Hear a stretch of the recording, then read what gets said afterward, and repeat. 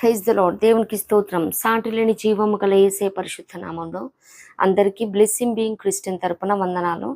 మరి మన ప్రేయర్ మెడిటేషన్లో భాగంగా పరలోక ప్రార్థన మనం ధ్యానిస్తూ ఉన్నాము. అలాగే మరి పరలోకమందున్న మా తండ్రి అని అడ్రస్ చేస్తూ పరలోకం మరి పార్ట్ 1 చూద్దాము. మరి ద హెవెన్ ఇంట్రో, పరలోకం ఉపోద్ఘాతం. మరి పరలోకంని, స్కైని కూడా పరలోకంగా ట్రాన్స్లేట్ చేయడం జరిగింది తెలుగు బైబిల్లో.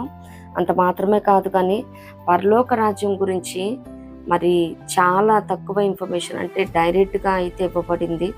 మరి అక్కడక్కడ మరి మన ప్రవక్తలు కానీ, అలాగే అపోస్తలుడైన పౌలు గారు, యోహాన్ గారు, ఇలా పరిశుద్ధులు చూచిన మరి ఆ దర్శనాలను బట్టి కానీ, మరి ఇహలోకపరంగా మన టైంలో జీవించున్న పరిశుద్ధులు వారు చూసిన అనుభవాలు కానీ, అలాగే నేను కొంతమందిని అడిగి తెలుసుకుంటున్న మంచి ప్రవక్తల దగ్గర నుంచి వారు చూచిన పరలోక అనుభవాలు లేఖనాలతో సరిచూసుకుంటూ, మరి అంత మాత్రమే కాదు, కానీ మరి మోర్ దెన్ 20 to 25 క్వశ్చన్స్ దాకా మరి క్వశ్చన్స్ అది ప్రిపేర్ చేసుకొని దాని ప్రకారము బైబిల్లో ఎక్కడెక్కడ మనకి, ఎందుకంటే చాలామంది ఎక్కువ పరలోకం గురించి ఎప్పుడు ఆలోచిస్తారంటే మరి తమ ప్రియులైన వారిని కోల్పోయిన తర్వాత ఎక్కువ అదే ఆలోచనలతో ఉంటారు.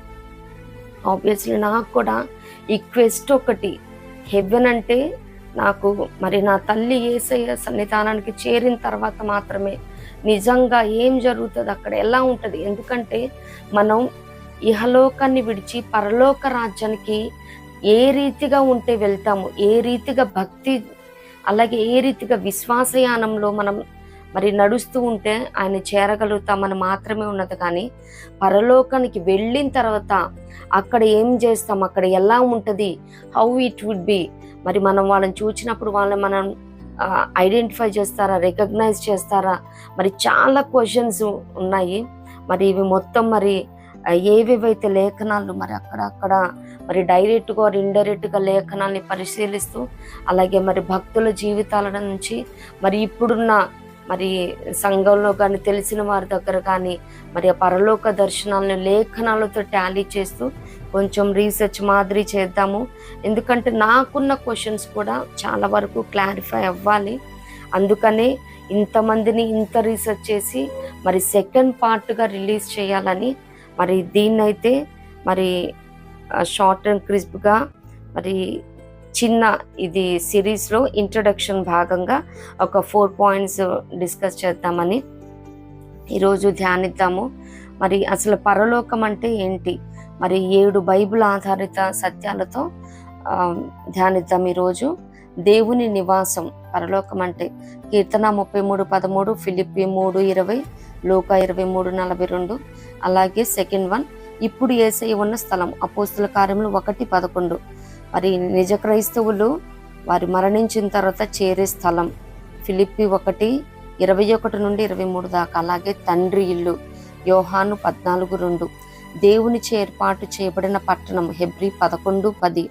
శ్రేష్టమైన దేశము హెబ్రీ 11:16. పరదైసు లూకా 23:43.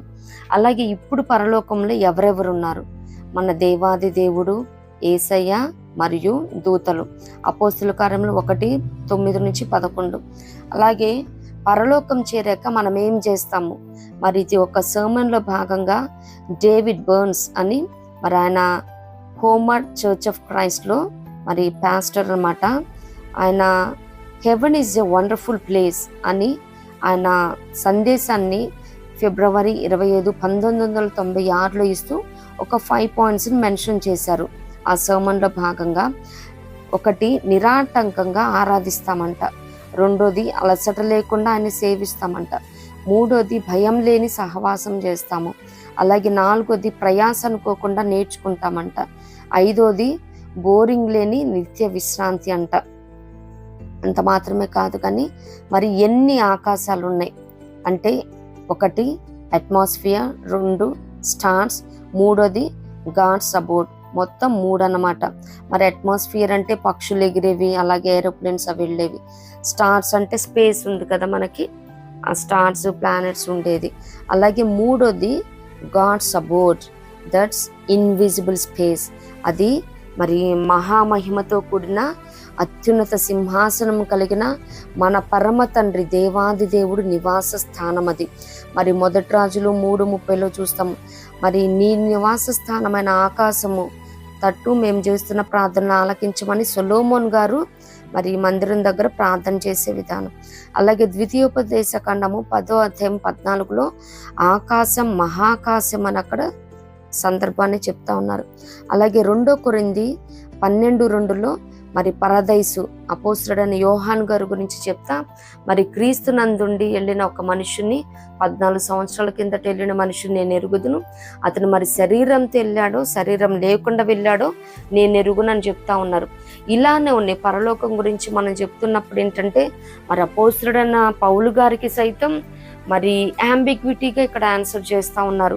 మరి అనేకమైన క్వశ్చన్స్, మరి తమ ప్రియులైన వారిని కోల్పోయిన వారి దగ్గర కూడా నేను చిన్న ఇంటర్వ్యూ మాదిరి నాకున్న క్వశ్చన్సే కాదు కానీ వారు ఏ రీతిగా ఆలోచిస్తూ ఉన్నారు, మరి అక్కడ మనం గుర్తుపడతారం, అలాగే వారు అక్కడ విజ్ఞాపన చేస్తామంటున్నారు, అది నిజమేనా? ఎందుకంటే నన్ను అప్పుడు కన్సోల్ చేయడానికి, నన్ను కంఫర్ట్ చేయడానికి అనేకమైన మాటలు వారు చెప్తా ఉన్నారు.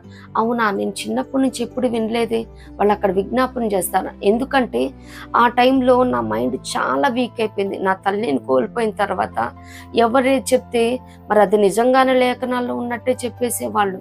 అది నిజమా కాదని ఇప్పుడు నేను కొంచెం మరి కొన్ని సంవత్సరం ఇదే రోజులో నా తల్లి యేసయ్య సన్నిధానాన్ని చేరటం, దాని తర్వాత అనేకమైన ప్రత్యక్షతలు కూడా మరి నేను దేవుణ్ణి అడిగి ఆ విషయంలో కొన్ని సంపాదించుకోవటం, అవి సాక్షార్థంగా, అలాగే నేను ఇతరులను అడిగి మరి వారి దర్శనాలను పరలోక దర్శనం అని షేర్ చేస్తున్నప్పుడు విన్నవేమి, అలాగే మరి దైవజనులు బహుబలంగా వాడబడిన దైవజనులు వారి పరలోక దర్శనాలను మరి ఏది విన్నా కానీ అవన్నీ పరిశుద్ధ గ్రంథంలో లేఖనాలతో టాలీ చేసుకొని మరి అవన్నీ ధ్యానించాలని మరి పార్ట్ 2గా అనేకమైన క్వశ్చన్స్తో more than 20 to 25 మరి అవి క్వశ్చన్స్ మొత్తం పరిశుద్ధ గ్రంథం నుంచి మరి ధ్యానించాలనే ఆశ కలిగి మరి రీసెర్చ్ లా చేస్తూ ఉన్నాం. అనేకులు మరి ఇంటర్వ్యూలా చేస్తూ మరి ఆ విషయంలో కూడా ప్రార్థించండి. పరిశుద్ధాత్మ నడిపింపుచే మరి ఏవేవైతే మరి చాలామంది పరలోకం అనగానే ఆలోచించేది మరి ఎవరైతే మరి ప్రభు సన్నిధానాన్ని చేరారో వారి గురించి అవే ఆలోచనలు చాలా కాలం వరకు హౌంట్ చేస్తూ ఉంటాయి. మరి ఆ టైంలో ఏంటంటే మనం ఆలోచించలేమన్నమాట. మరి పరిశుద్ధ గ్రంథం నిజంగా ఆ రీతిగా సెలవిస్తుందా లేదా అన్నది మరి ఇప్పుడు ధ్యానిద్దాము. పరలోకం గురించి మరి అందరూ పరిశుద్ధాత్మ నడిపింపు కోసం మరి ప్రార్థించండి పార్ట్ 2 కోసం.